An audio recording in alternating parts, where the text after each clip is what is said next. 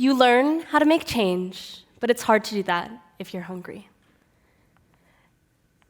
This quote, to me, summarizes what I want to talk about today: the idea of creating a political home for young people. My name is Seona Maskara, and I'm an undergraduate research assistant at Circle, the Center for Information and Research on Civic Learning and Engagement at Tisch College here at Tufts. As part of my role, I have the opportunity to research how to empower young people to be active citizens of democracy. They do so through civic engagement, a broad term that describes the ways in which people improve their communities and work together to solve problems. I know that youth civic engagement is broadly based in lived experiences, oftentimes against oppressive forces. Knowing this, I would be remiss to not acknowledge that I'm giving this talk at Tufts University, formerly part of Ten Hills Farm, a large slave plantation. The remnants of which both provided the parcels of land and the money that Charles Tufts needed to found Tufts University.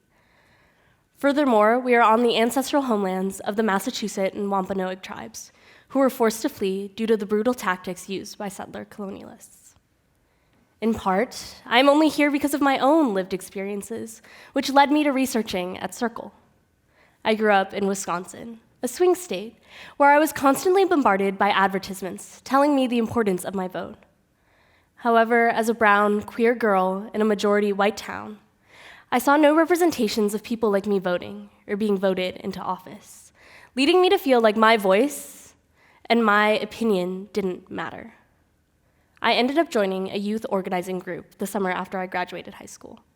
We sought to spread civic education opportunities, and while I learned many valuable skills, it was also the first time that I met an adult who looked like me, who told me that my voice and experience mattered to the world. This support helped me stand up for what I believed in, and propelled me in my civic engagement journey to where I stand today. However, I'm an anomaly.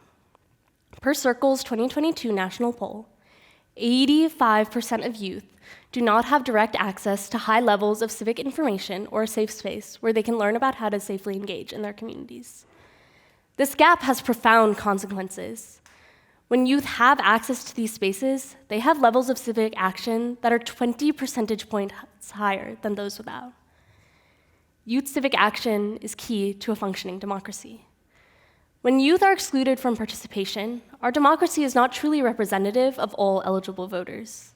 And when youth do engage, communities become more resilient. But youth do not engage, largely because they lack the space they need to do so. Based on studies by Suzuki et al. And Connor et al., we also know that youth across the political spectrum who are engaged tend to face higher negative effects on their mental health, especially youth of color. Research also shows that a strong community can counterbalance these effects, but this is a community that youth lack through no fault of their own. Under record high levels of stress and record low levels of community engagement, it is no wonder that young people across the political spectrum are disengaged from our democracy. It is essential to know that direct access in a community can decrease stress and increase engagement.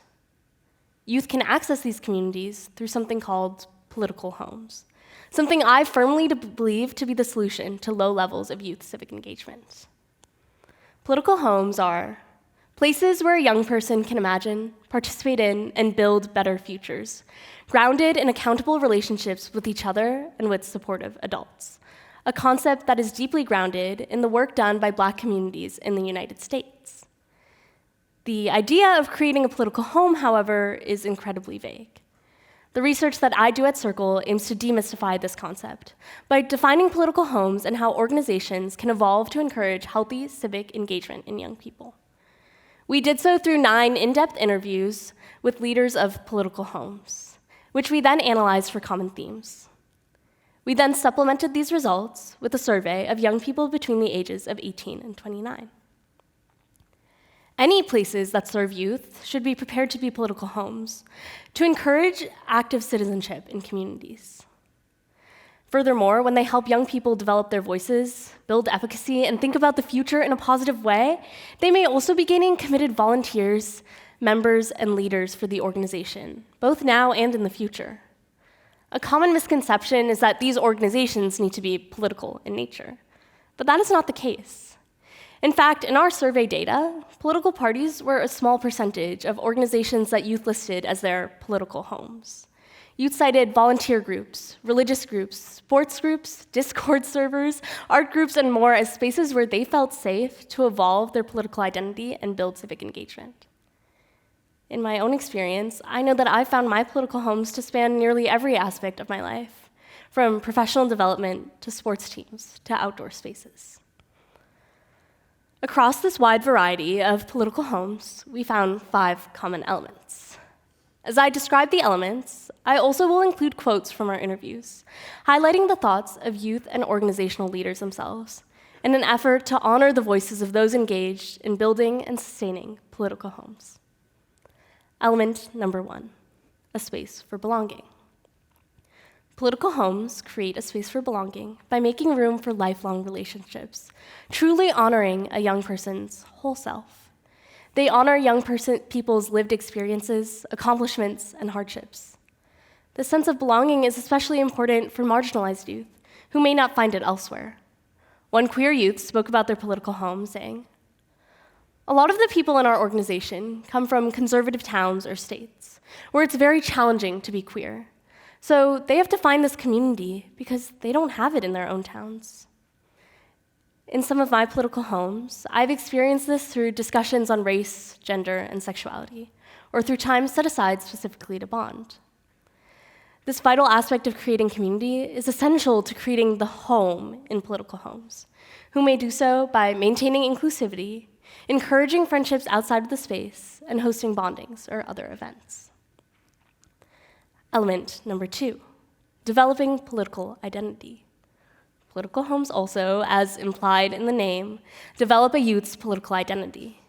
This looks like exposing young people to a variety of viewpoints in a safe way and building up the skills they need to engage with the news.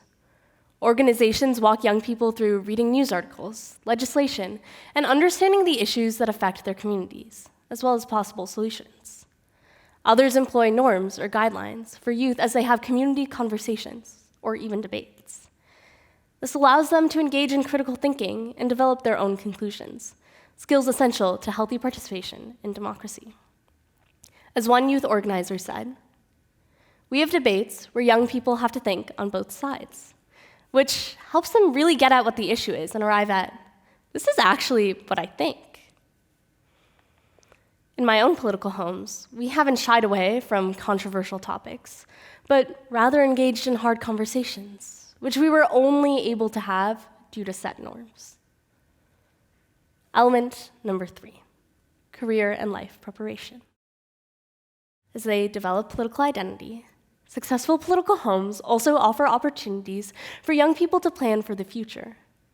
This could look like developing resume-building skills for a future in civic engagement, hands-on experiences, and connections with mentors. For youth graduating high school, it often looks like college application support, financial aid guidance, or job search help. By doing so, homes not only prepare youth for a future career in civic engagement, but also create equity and economic mobility, which is incredibly important for youth who lack opportunities.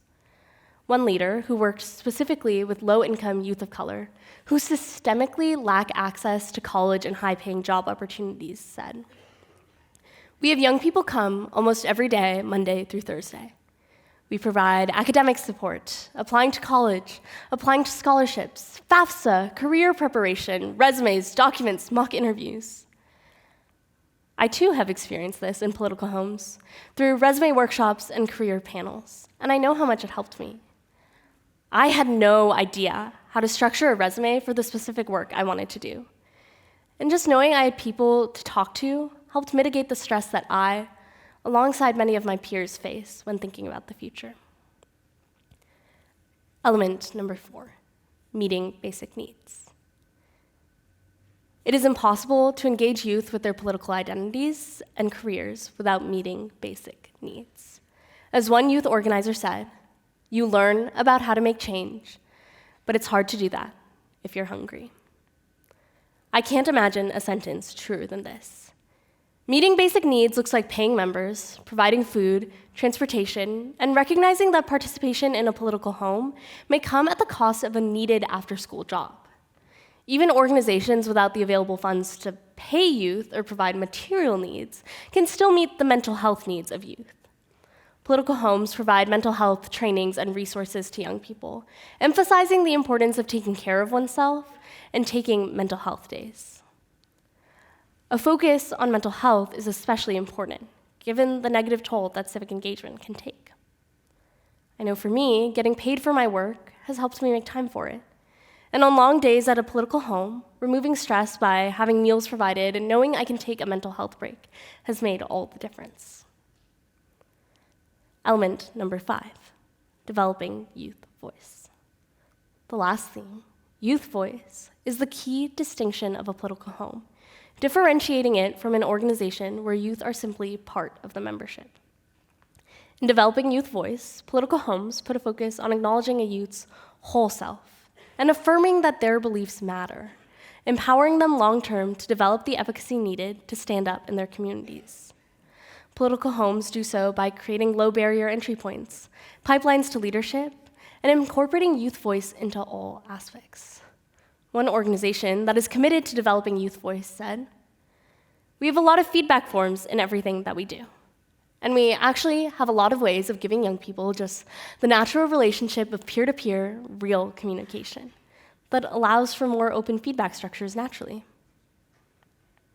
Other than feedback forms, political homes have implemented youth voice through youth boards, youth serving in high-level leadership positions, or are entirely youth-led, giving young people the opportunity to be heard and have their voices affirmed across the board. For me, the opportunity to share my voice and have it be acknowledged and appreciated has truly helped my self-confidence skyrocket, leading me to take on more civic projects and increasing my civic engagement, but also my personal development overall. While all of these themes are important, it is impossible for one organization to be 100% across all 5 elements. This is why youth should have access to multiple political homes, creating an ecosystem that addresses the needs they have to be politically engaged. However, every youth-facing organization should still think critically about the 5 themes.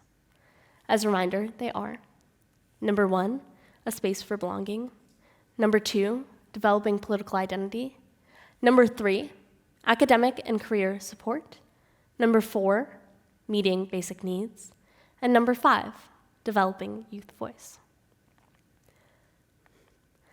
As a young person, I have the privilege of having the opportunity to create my own political home as the president of the club on campus that encourages voting advocacy and civic engagement, Jumbo Vote.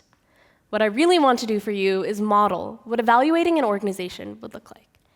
And when I do so with my own club, I find some places we are doing well in and others in which we need to grow. We are definitely strongest in developing political identity because we talk about politics and issues that face voters a lot.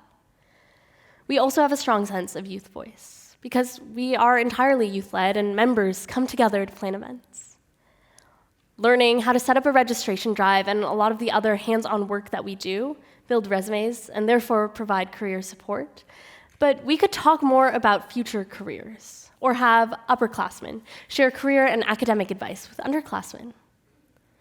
We unfortunately don't have the capacity to pay all of our members, or provide more than the occasional dinner at meetings. But we definitely could make mental health resources more accessible. And while we try to ask everyone about their day and do get to know yous, we get drowned out by our work at times and could have more bondings to create a space for belonging. That is an example of how I would evaluate one of my clubs. If I were to look at my Frisbee team, my workplace, or any of the other organizations I'm in, the story would be completely different because every organization has a space they're doing well in, and every organization has a space in which they need to grow to become a political home. I would not be who I am today without the variety of political homes I've had the opportunity to join.